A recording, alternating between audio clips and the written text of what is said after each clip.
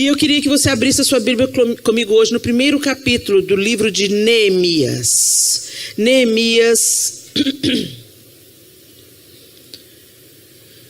capítulo 1. E nós vamos ter, como nós tivemos de manhã, uma leitura um pouquinho mais extensa, mas a palavra do Senhor, ela é eficaz. Se a minha palavra não prestar em nada, a palavra do Senhor vai ter valido a pena a gente ler. Amém?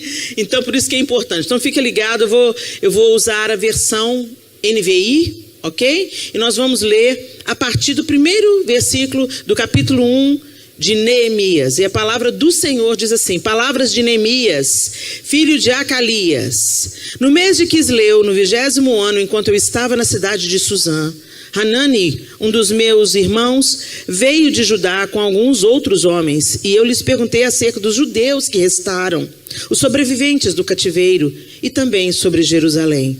E eles me responderam: aqueles que sobreviveram ao cativeiro e estão lá na província passam por grande sofrimento e humilhação. O muro de Jerusalém foi derrubado e suas portas foram destruídas pelo fogo. Quando ouvi essas coisas, sentei-me e chorei. Passei dias lamentando-me, jejuando e orando ao Deus dos céus. Então eu disse: Senhor, Deus dos céus, Deus grande e temível, fiel à aliança e misericordioso com os que te amam e obedecem aos teus mandamentos, que os teus ouvidos estejam atentos e os teus olhos estejam abertos para a oração que o teu servo está fazendo diante de ti, dia e noite, em favor de teus servos, o povo de Israel. Confesso os pecados que nós, os israelitas, temos cometido contra ti. Sim, eu e o meu povo temos pecado. Agimos de forma corrupta e vergonhosa contra ti. Não temos obedecido aos mandamentos, aos decretos e às leis que deste ao teu servo Moisés. Lembra-te agora do que disseste a Moisés, teu servo. Se vocês forem infiéis, eu os espalharei entre as nações.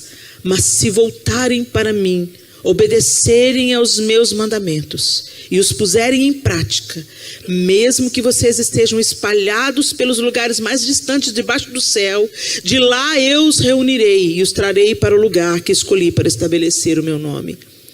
Estes são os teus servos, o teu povo. Tu os resgataste com o teu grande poder e com o teu braço forte. Senhor, que os teus ouvidos estejam atentos à oração deste teu servo e à oração dos teus servos que têm prazer em temer o teu nome. Faze com que hoje este teu servo seja bem sucedido, concedendo-lhe a benevolência deste homem. Nessa época, eu era o copeiro do rei. Vamos continuar no capítulo 2.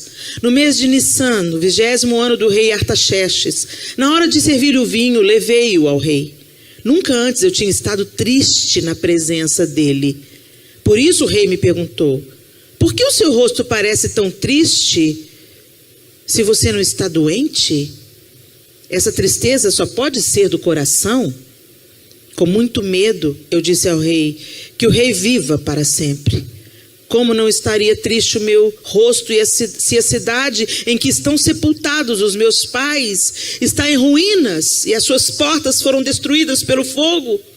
O rei me disse: o que você gostaria de pedir? Então orei ao Deus dos céus e respondi ao rei: se for do agrado do rei e se o seu servo puder contar com a sua benevolência, que ele me deixe ir à cidade onde meus pais estão enterrados em Judá, para que eu possa reconstruí-la. Então o rei, estando presente, a rainha sentada ao seu lado, perguntou-me: quanto tempo levará a viagem? Quando você voltará? Marquei um prazo com o rei e ele concordou que eu fosse. A seguir, acrescentei: se for do agrado do rei, eu poderia levar cartas do rei dos governadores do Trans-Eufrates para que me deixem passar até chegar a Judá. E também uma carta para Asaf, guarda da floresta do rei, para que ele me forneça madeira para as portas da cidadela que fica junto ao templo, para os muros da cidade e para a residência que irei ocupar. Visto que a bondosa mão de Deus estava sobre mim, o rei atendeu os meus pedidos. Senhor, essa é a tua palavra e nós pedimos que o Senhor fale conosco nessa noite, cada um na sua necessidade e particularidade. O Senhor, que é um Deus todo-poderoso, conhece o coração de cada pessoa aqui. Que o Senhor nos comunique aquilo que o Senhor quer nos comunicar nessa noite, para a glória do teu próprio nome, em nome de Jesus. Amém. O povo de Israel estava disperso pela sua desobediência. Moisés havia conduzido o povo através do deserto, conduzindo-os à terra que mana leite e mel, Canaã. E quando eles chegaram diante da cidade, depois de terem passado pelo Sinai, e o Senhor ensinou o seu povo como eles deveriam viver a partir dali, eles vão para Canaã. E quando eles chegam diante da terra de Canaã, os espias entram e voltam com um relatório. 2 deles voltaram com um relatório otimista. Eia, subamos, que o Senhor nos entregará essa terra. Mas os outros voltaram desalentados, dizendo: por que o Senhor nos trouxe aqui? Nós seremos consumidos como gafanhotos. Eles não creram que o Senhor Todo-Poderoso, o mesmo Deus que havia executado juízo sobre os deuses egípcios através de 10 pragas, o mesmo Deus que havia poupado do extermínio o seu povo e os seus primogênitos, o mesmo Deus que havia aberto o mar, o mesmo Deus que havia conduzido-os até Elim, o mesmo Deus que havia feito eles atravessarem o deserto, aquecendo com uma coluna de fogo durante a noite, protegendo-os com uma coluna de fumaça durante o dia, o mesmo Deus que os havia preservado de todo mal, eles não creram que ele era suficiente para entregar a terra. Então eles mesmos pronunciaram sua sentença: somos como gafanhotos diante do povo da terra, eles são gigantes e nós seremos exterminados. E Deus disse: então vai ser como vocês disseram, vocês não creram que eu posso fazer? Então essa geração vai percorrer o deserto até que caia no deserto e seja enterrada no deserto essa geração que não creu. Todos os de 20 anos para cima morreram, exceto Josué e Caleb, os 2 únicos que creram que Deus era suficiente para prover a terra prometida. Quando esse povo morre no deserto e apenas aqueles que tinham 20 anos para baixo, já adultos, entram na terra, Moisés não iria entrar, porque o Senhor também puniu Moisés por causa do seu exagero, vamos dizer assim, da sua ira. Moisés só enxerga a terra de longe, mas Moisés dá as instruções para o povo.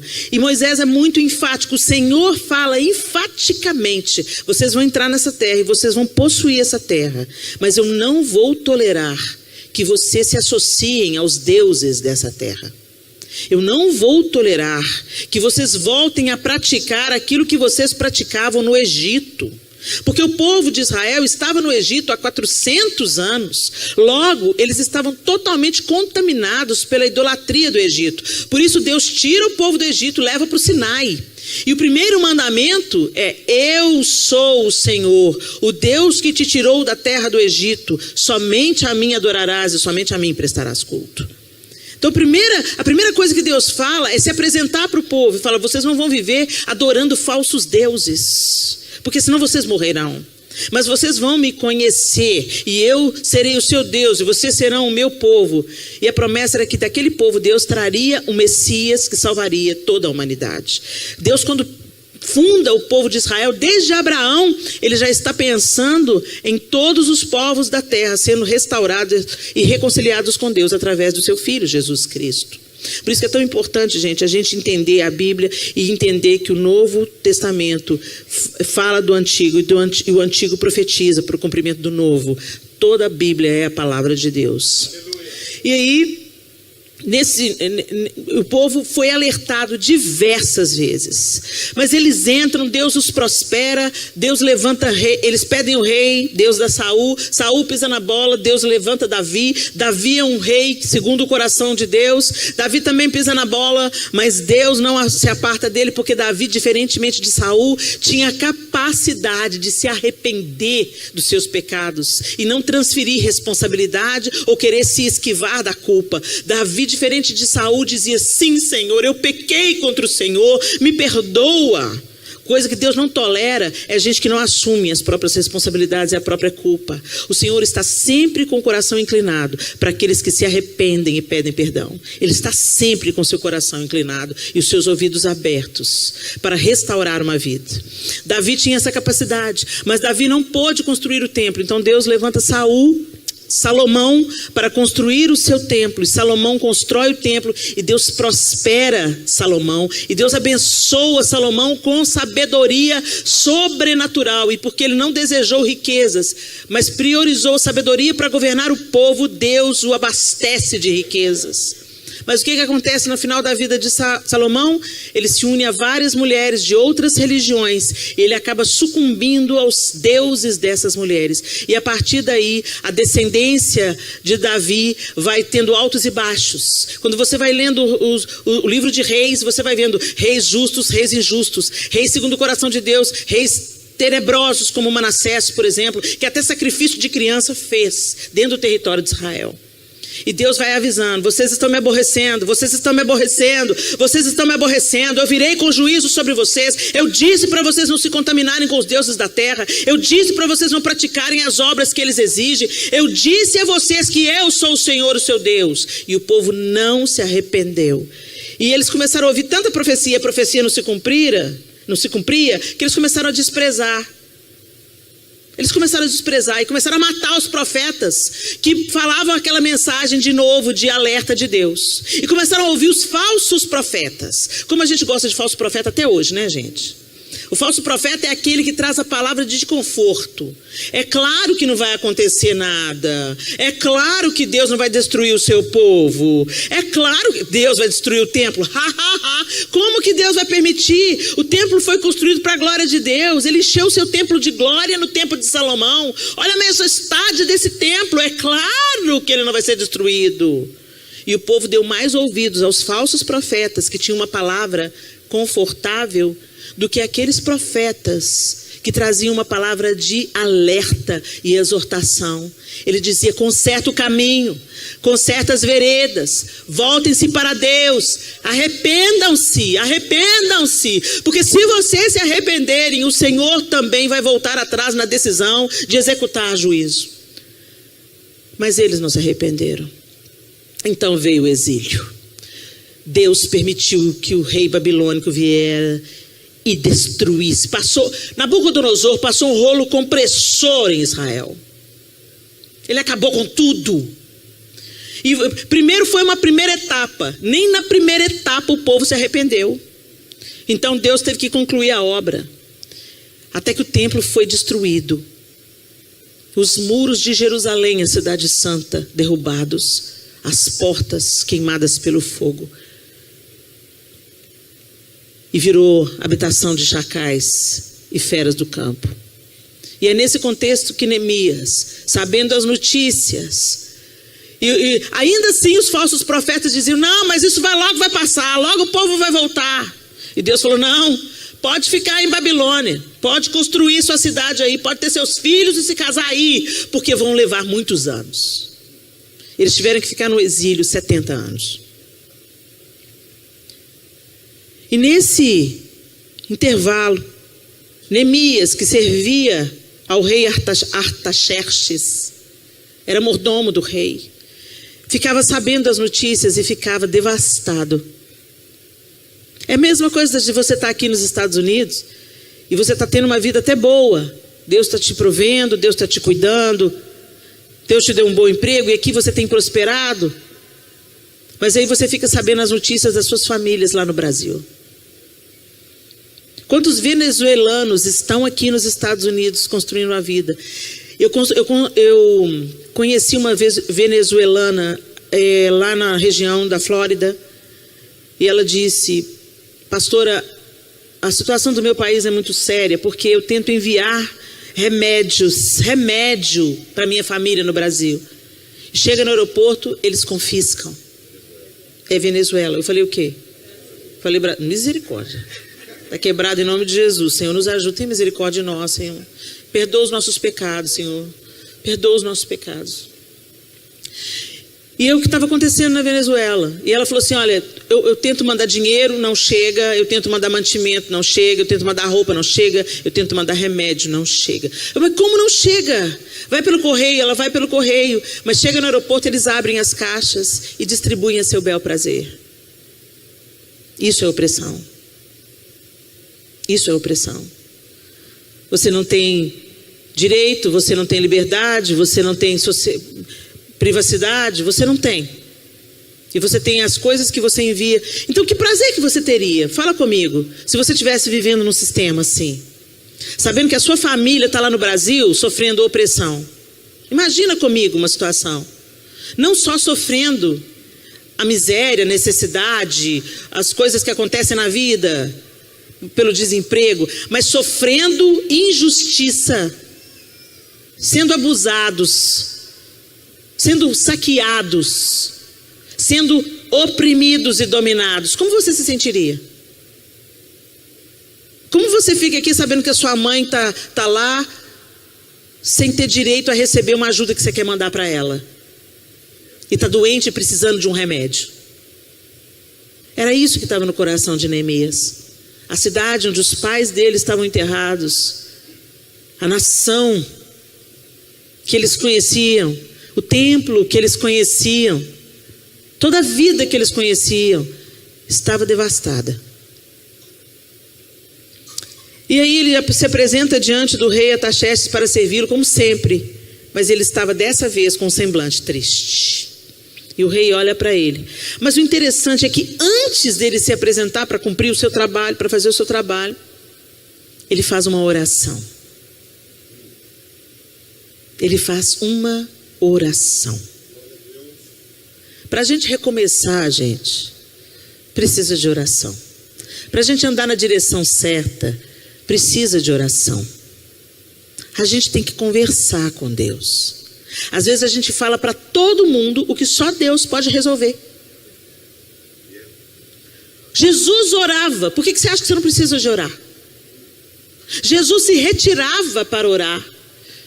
Recentemente eu ouvi um pastor dizendo assim que ele não tinha tempo para orar porque ele estava muito envolvido com a obra. Como aqui é? Como é que você faz a obra de Deus e não fala com Ele? Que engano de Satanás é esse? Quando a gente faz boas obras, o diabo não treme não, gente. O diabo treme quando a gente ora. Por que o show gospel lota e a oração das 5 da manhã continua vazia? Porque mostra onde está o nosso coração. Como é que está a sua vida de oração? É a primeira pergunta da noite. Como é que anda a sua vida de oração, meu irmão, minha irmã? Você fala com Deus? Eu não estou falando da oração religiosa para cumprir o check. Cumprir minha oração religiosa. Falei com Deus. Não estou falando da oração na hora da comida. Senhor, obrigado por esse alimento que está à mesa, que às vezes você ora igual uma reza. Você ora no meio do prato, você fala, eu orei? Porque está tão no automático que você não lembra se você orou ou não. Você não dá graças de verdade. Oh Deus, tem comida no prato. Bendito seja o teu nome. Que privilégio, Senhor. A gente tem comida. A gente banaliza as bênçãos diárias de Deus. A gente tem sempre um nariz empinado e uma reclamação para fazer sobre aquilo que a gente não tem. Mas sobre aquilo que a gente tem, a nossa gratidão é ínfima. Nós não agradecemos genuinamente o alimento. Nós não nos alegramos com as pequenas alegrias. Respira fundo aí.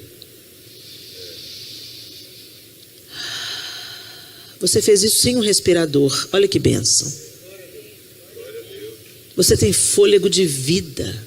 Deus te deu mais um dia para viver. Glória a Deus. O seu cérebro está aprendendo. A palavra que eu estou dizendo está entrando pelos seus ouvidos e o seu cérebro está codificando isso. E isso está entrando para o seu coração. Glória a Deus. Você comeu hoje? Glória a Deus. A comida aqui na igreja é de graça. Uau! Eu nunca vi isso, pastor. Graças a Deus. Aqui tem pão na casa do pão. Pão e pão. Glória a Deus. Mas tem gente que acha, olha isso, pastor, mais do que obrigação, eu dou o dízimo. Tem misericórdia, Senhor. Não é obrigação da igreja. Dá lanche e janta. Isso é a benevolência do Senhor. Você está sentado numa cadeira confortável. O povo na África caminha 2 dias para assistir um culto. E ele senta no toco ou no chão, debaixo de uma árvore. E eita povo feliz. Eita povo feliz. Eles dão graças e eles dançam. Vai levar a gente no carro, dança. Vai comer, dança, canta. É incrível a alegria daquele povo. E aí não tem nada. Aí o gente, você vai pregar o evangelho na América? Vai pregar na África. Muito mais fácil pregar na África. Porque eles são sedentos, eles são alegres, eles são gratos pelo que têm. Aleluia. Dura coisa é pegar para quem acha que tem tudo. És pobre, cego e nu. Você acha que é rico e abastado? Diz o Senhor à igreja de Laodiceia. Mas eu te digo, você é cego, pobre e nu. E eu te aconselho que compre de mim colírio para enxergar. Nós somos a igreja de Laodiceia, gente. A gente tem uma vida muito boa e a gente acha que isso representa a bênção do Senhor. Será? Será que não é Mamon, nosso Deus? O povo de Israel precisou de ser levado para o cativeiro para dar ouvidos à voz do Senhor. O que vai precisar de acontecer com a gente para a gente dar ouvidos à voz do Senhor?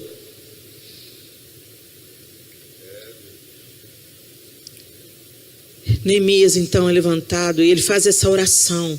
E a oração de Neemias no capítulo 1, depois eu te aconselho, lê de novo.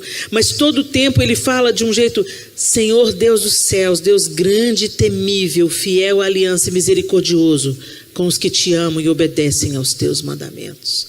Ele começa invocando a misericórdia de Deus, porque ele sabe que ele é culpado, que o povo dele é culpado, e que aquele resultado não era em vão. O povo está exilado, não era porque Deus não era poderoso, era porque o povo era obstinado e duro de coração. E Deus precisou de levar esse povo para o exílio para resgatá-los novamente mais tarde. Neemias faz essa oração e ele diz: confessa os pecados que nós, os israelitas, temos cometido contra ti. Essa é a segunda pergunta. Você tem ciência dos seus pecados e você tem confessado diante do Senhor?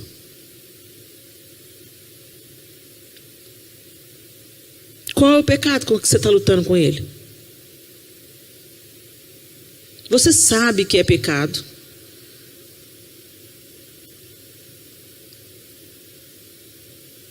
Mas você tem reconhecido diante de Deus e confessado? Porque o pecado que é perdoado é o pecado confessado. Não é o pecado escondido. O Senhor tem perdão para todo pecado. Está no pecado? Não interessa o seu pecado. É cabeludo, é tenebroso. Confessa e deixa. Confessa diante de Deus. Arrependa-se. Arrependimento, gente, não é chorar, não. Senhor, estou pecando, Senhor. E amanhã vai e faz de novo. Arrependimento é mudança de direção. Eu sei que isso é caminho de morte. Eu sei que está bom, mas que vai me levar para a sepultura. Vai me separar de Deus, vai estragar minha vida lá no futuro. Então eu digo não. E se preciso for, eu saio correndo, como José fez. Eu saio correndo, porque eu não confio na minha natureza carnal, que é inclinada para o que é mal. Mas eu amo a Deus, então eu amo a Deus obedecendo a Deus. Então eu viro de costas para o pecado e eu sigo a Cristo. Eu renuncio ao pecado, porque eu sei que o salário do pecado é a morte. Eu confesso e deixo. Neemias faz essa oração confessando, se arrependendo por ele e pela sua nação. Você tem orado pelo Brasil, gente? E você tem orado pelos Estados Unidos. Essa agora é a sua casa. Você veio para cá. É daqui que você está tirando o seu pão. Então abençoa essa terra. Abençoa o seu patrão. Para de murmurar sobre o seu salário. Seja um agente da vida lá limpando a casa, consertando o telhado, construindo. Seja, sabe, um edificador. Abençoe a terra de onde você está tirando o seu pão. Ore por esse povo que já foi tão fiel ao Senhor e que hoje está se desviando dos caminhos dele. Ore pela nova geração americana, porque eles estão comendo do que os seus ancestrais semearam, mas eles não estão semeando para a próxima geração. Estão vivendo, lotando as clínicas de aborto, praticando toda sorte de impiedade e desfazendo aquilo que a palavra de Deus diz. É a igreja é o país que evangelizou o mundo inteiro. Eu sou fruto de missionários norte-americanos que estão enterrados no Brasil. Eu e a minha casa. Houve uma família norte-americana que orou pelos meus pais durante 18 anos, até a conversão deles. E eu estava na sala aos 11 anos de idade, quando eu vi aquele mesmo casal fazendo o apelo para a salvação e meus pais se rendendo a Cristo na sala da minha casa. Depois de 18 anos de oração e perseverança, que deixou um legado.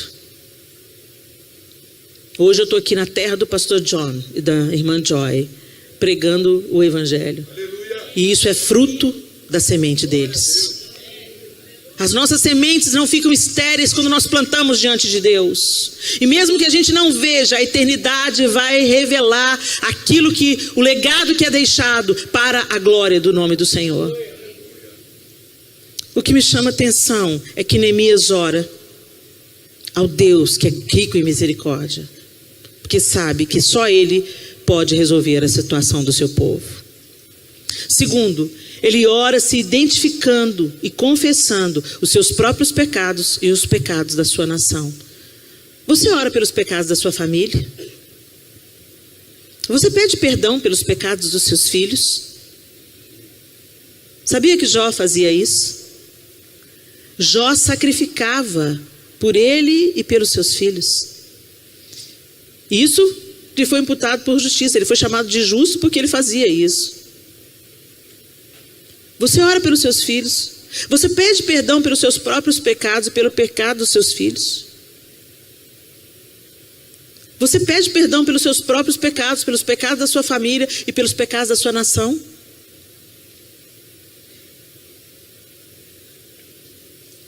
E Deus atende o pedido de Neemias. Deus inclina o coração do rei como ribeiros de águas. É o que o livro de Provérbios fala. Ele inclina o coração do rei como ribeiros de águas. Ele apresenta-se triste diante do rei Artaxerxes. E ele fala: por que você está triste se você não está doente? Isso significa que ele estava sempre alegre.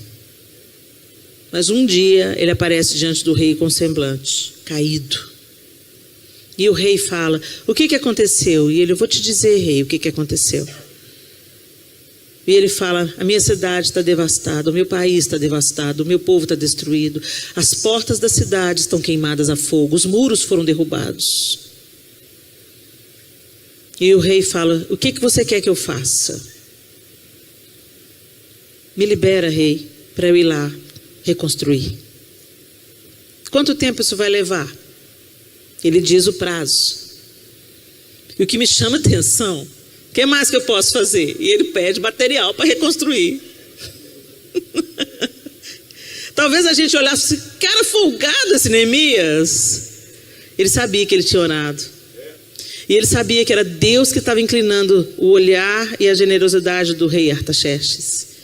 Então ele não economizou para pedir. Porque ele pediu não para ele, pediu para que uma obra fosse feita. E aí fica a terceira pergunta da noite: para que você tem pedido? Para que você pede o que você pede para Deus? É para você ostentar? É para você parecer vitorioso aos olhos dos seus amigos? É para você desfrutar um pouco mais da vida, vivendo do jeito que você quer? O Senhor diz assim: olha, vocês pedem e não recebem, porque pedem mal para gastar nos seus prazeres e nos seus deleites. Neemias pede para reconstruir. Neemias pede para atingir famílias, para abençoar o povo, para reconstruir o que havia sido destruído. E o que me chama a atenção é que ele diz assim: se for do agrado do rei, eu poderia levar cartas do rei aos governadores do Trans-Eufrates para que me deixem passar até chegar a Judá. Ou seja, cartas do rei para que ninguém me incomode. Cartas do rei que me liberem e me façam atravessar territórios inóspitos que poderiam me barrar. O Senhor quer te dar livre trânsito para a glória do nome dEle, para fazer a obra dEle. Ele quer te dar autoridade. E a autoridade significa a carta do rei na mão. Será que nós temos autoridade nos lugares onde nós temos transitado? Será que a gente está sendo enviado com as cartas do nosso rei? Com o respaldo do nosso rei? E ele continua dizendo: eu quero mais, eu também uma carta para Asaf, guarda da floresta do rei, para que ele me forneça madeira. E aí ele diz assim: visto que a bondosa mão de Deus estava sobre mim, o rei atendeu os meus pedidos. A última pergunta da noite é: a bondosa mão de Deus está sobre você? Que Deus tem uma mão bondosa é fato. Ele é um Deus bondoso e justo. Mas a palavra de Deus diz que Ele resiste ao soberbo, mas aos humildes Ele concede graça. Então, peraí, resiste? O que é resiste? Vem cá, meu bem, por favor. A mão de Deus resiste ao soberbo. Eu resisto ao soberbo. Eu resisto ao soberbo. O que é resistir?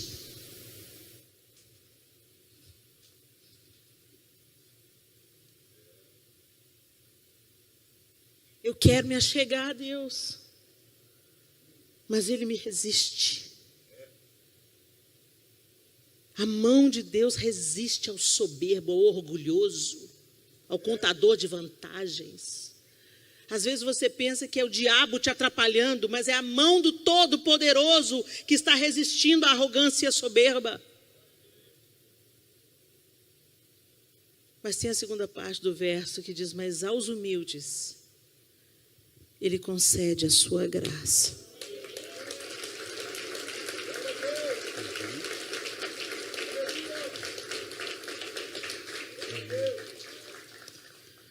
O Senhor quer te abraçar, te envolver na graça misericordiosa,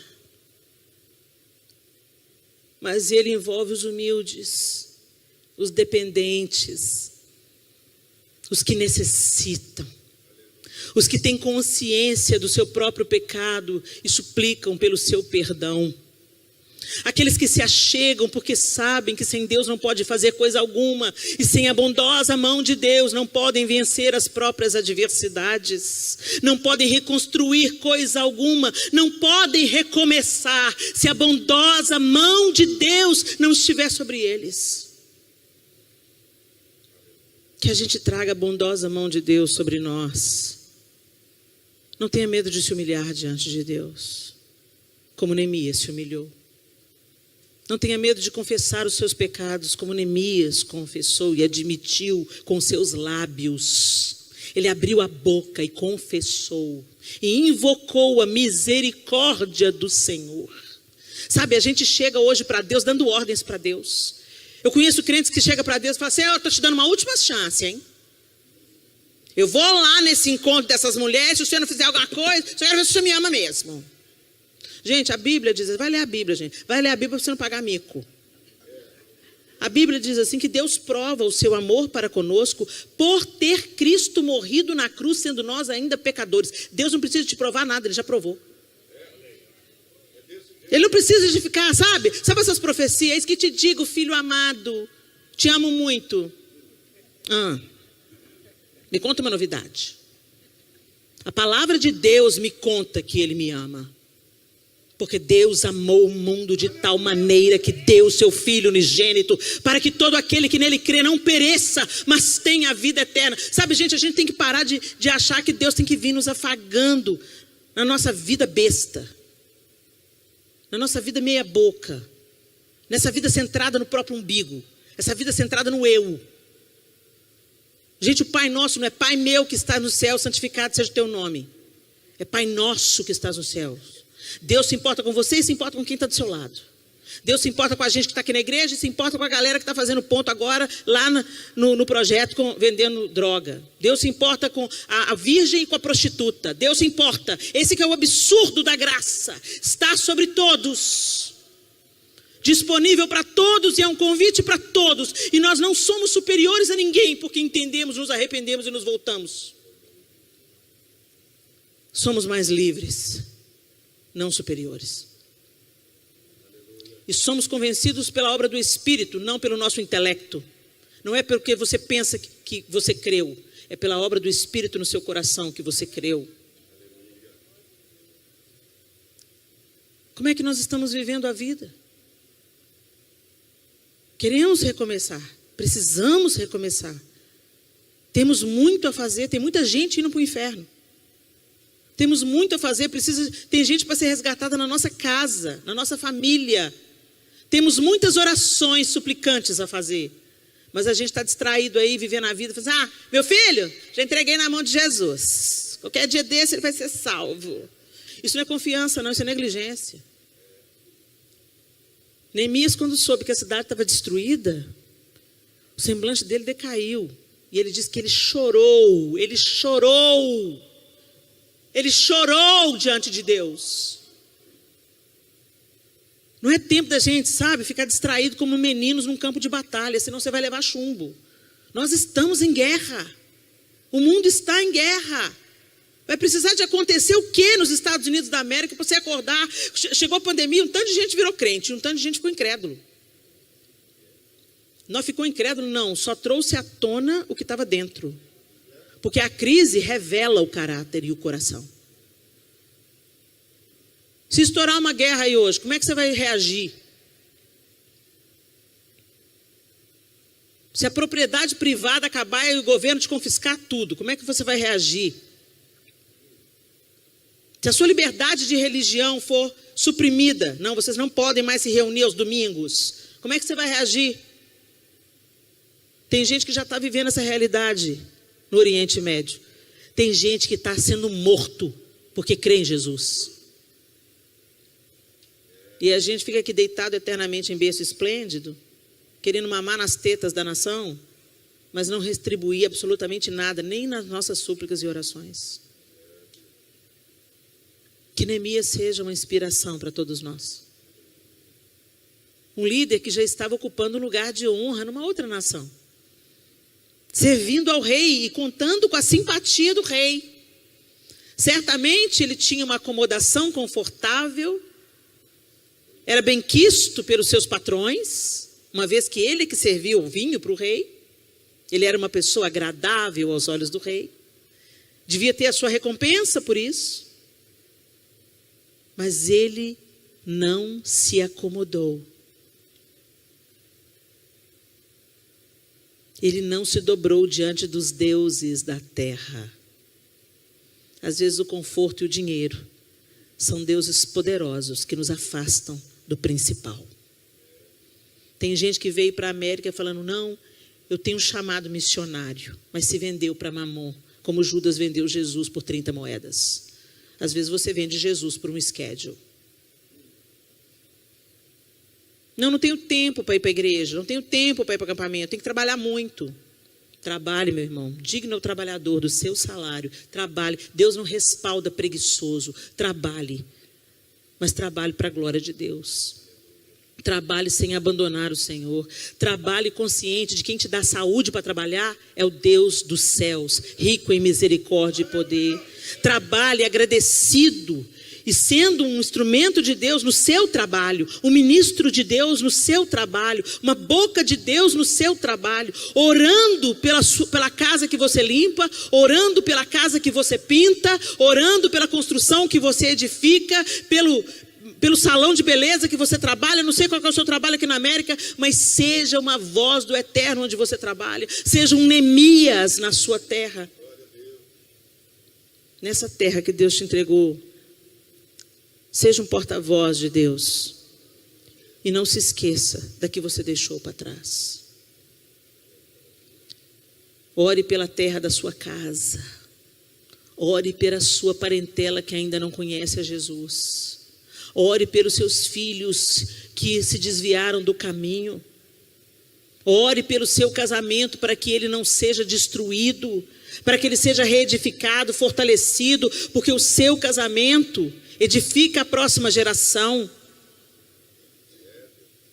Chore pelas suas causas e pelas causas dos seus irmãos. Chore pela sua nação e por essa nação que te acolhe.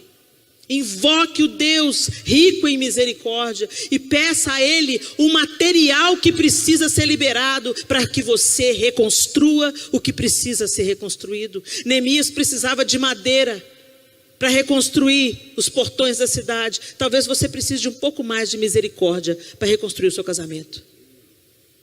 Um pouco mais de humildade para permanecer nessa igreja ou na igreja onde você congrega. Um pouco mais de doçura para responder àquele que te fere. Um pouco mais de resiliência para permanecer firme ao invés de desistir. Qual é o material que você precisa, meu irmão?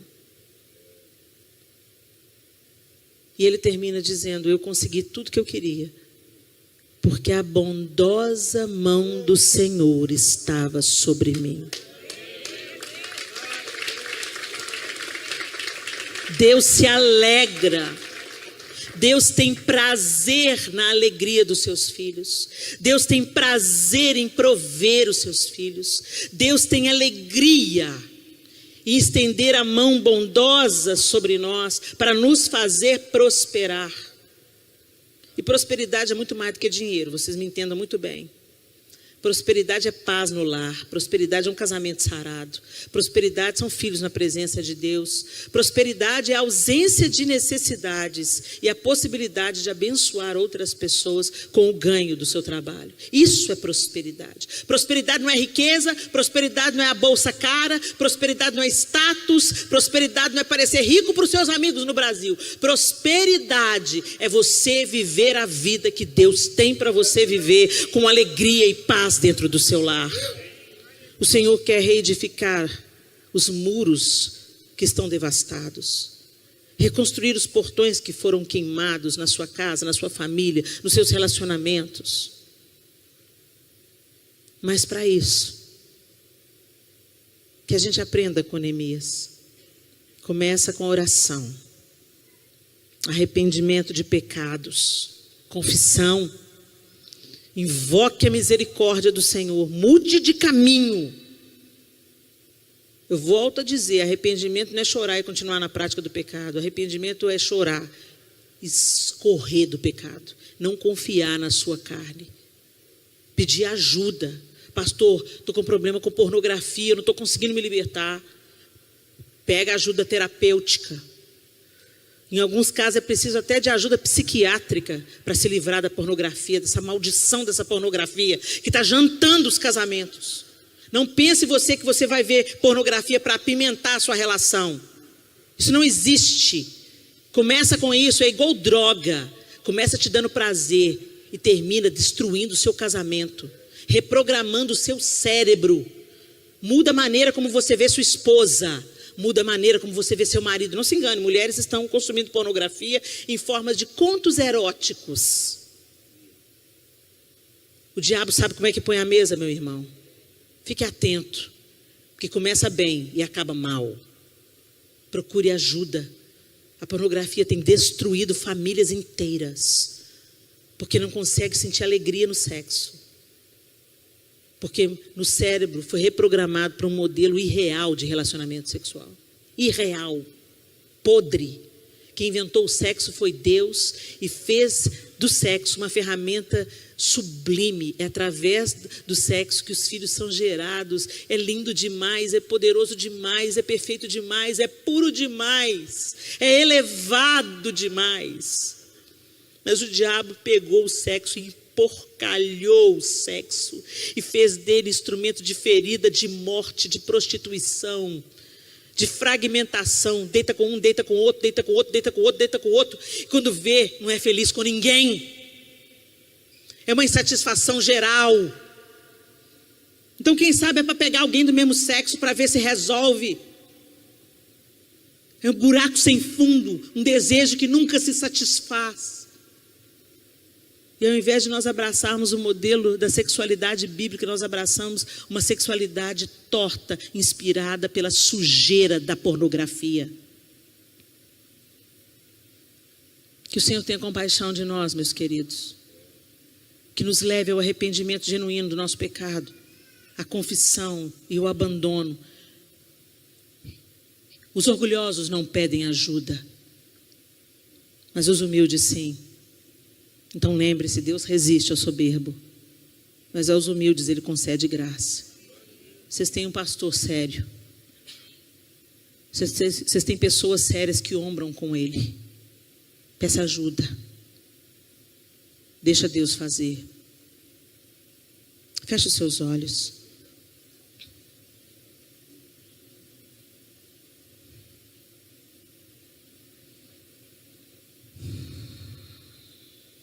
Senhor, Deus dos céus, Deus grande e temível, fiel à aliança e misericordioso com os que te amam e obedecem aos teus mandamentos.